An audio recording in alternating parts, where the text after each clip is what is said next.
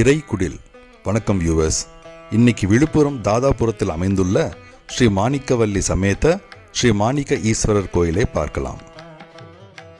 இந்த கோயில் குந்தவை பிராட்டியால் தன் சகோதரன் ராஜராஜ சோழனின் 19ஆம் ஆண்டு ஆட்சி காலத்தின் போது நினைவாக கட்டப்பட்டதாக இங்கிருக்கும் கல்வெட்டுகள் மூலம் அறியப்படுகிறது.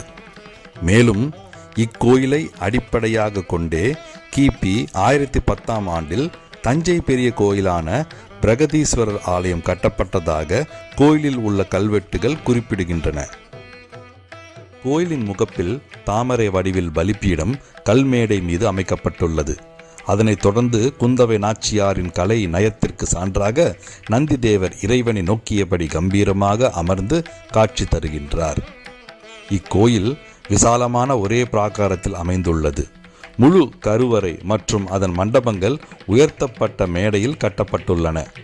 கருவறையின் மேல் உள்ள விமானம் ஒரு பெரிய மற்றும் அழகான வீச்சார விமானமாகும்.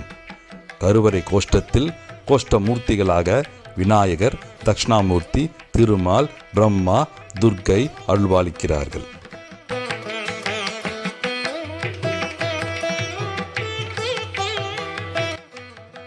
கோயிலின் பழங்கால பெயர் ரவிகுல மாணிக்க ஈஸ்வரம் மற்றும் வெண்குன்ற கோட்டத்து நல்லூர் நாட்டு ராஜராஜபுரம் என்பதாகும். இந்த கிராமத்தின் பெயர் ராஜராஜபுரம்.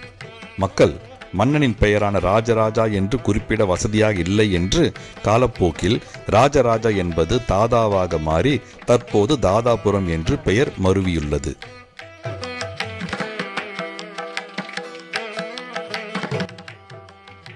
கோயிலில் பல கல்வெட்டுகள் உள்ளன. தெற்கு சுவரில் ஒன்று குந்தவை பிராட்டியார் இக்கோயிலை கட்டி கோயில் விளக்குகளை ஏற்றுவதற்காக வருமானம் ஈட்ட நிலங்களை ஒதுக்கியுள்ளார் என்று குறிப்பிட்டுள்ளது. மற்றொரு கல்வெட்டு குந்தவை பிராட்டியாரின் பணிப்பெண்ணான ஐயாரன் தெய்வியனார் 1004ஆம் ஆண்டு கோயிலுக்கு ஆடுகளை நன்கொடையாக வழங்கினார் என்று குறிப்பிட்டுள்ளது. கருவறையின் வடக்கு மற்றும் மேற்கு சுவரின் மற்றொரு கல்வெட்டில் முதலாம் ராஜராஜ சோழன் 1000ஆம் ஆண்டில் வழங்கிய நகைகள், தங்கம் மற்றும் வெள்ளிப் பொருட்கள் உட்பட கோயிலின் சொத்துக்களை விவரித்திருக்கிறது.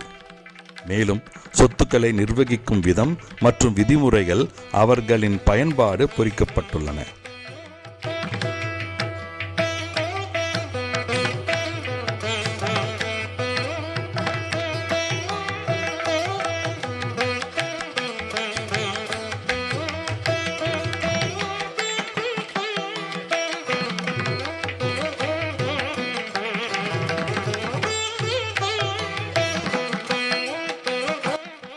கருவறை நுழைவாயிலில் இருபுறமும் உள்ள படிகளில் ஏறி மகாமண்டபத்தை அடையலாம்.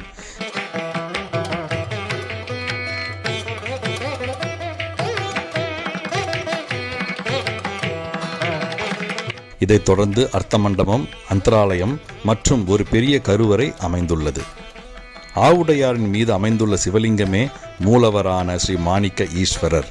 இவர் கிழக்கு நோக்கி அமர்ந்தவாறு சுமார் 5 அடி உயரம் கொண்டு பக்தர்களுக்கு அருள் பாலிக்கிறார். மாணிக்க ஈஸ்வரரான சிவலிங்கத்தின் மீது பிரம்மசூத்திர கோடுகள் காணப்படுகின்றன. அம்மன் ஸ்ரீ மாணிக்கவல்லி சன்னதி தெற்கு நோக்கி உள்ளது. இந்த சந்நிதி பிரதான தெய்வத்தின் கருவறைக்கு முன்னால் வடக்கு பக்கம் அமைந்துள்ளது.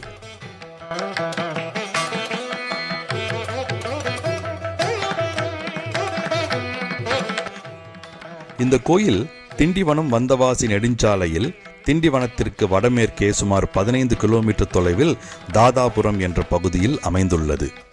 கோயிலின் இருப்பிடத்தை வீடியோ டிஸ்கிரிப்ஷனில் கொடுத்துருக்கேன். இப்போ போல எப்பவும் தொடர்ந்து சேனலை பார்த்துட்டே வாங்க. வீடியோவை பார்த்ததற்கு நன்றி. மீண்டும் சந்திப்போம். இறைக்குடில்.